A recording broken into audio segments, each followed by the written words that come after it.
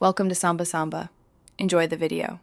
You start by confirming headers and selecting only the cells you wanted to duplicate. This prevents accidental row removal. Click any cell inside a formatted table to scope the operation, or manually drag to highlight a range. Once done, use Ctrl+ if your data area is isolated. Make sure to include all relevant columns that define a duplicate, because Excel compares selected columns only. This first step saves time. Now open the Remove Duplicates dialog with Alt, then A, then M, a fast shortcut that gets you straight to the settings. In the dialog, check the columns Excel should compare.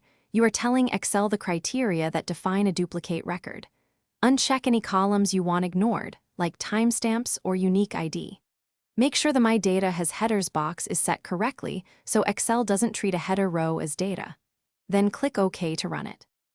After running Remove Duplicates, Excel tells you how many rows were removed and how many remain, so verify the counts against expectations. If something looks off, immediately undo with Ctrl+Z and reopen the dialog to change which columns were compared.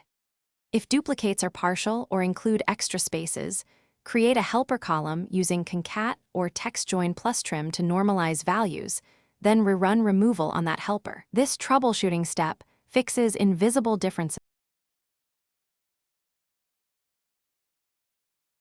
Thanks for watching. Consider subscribing if we helped you.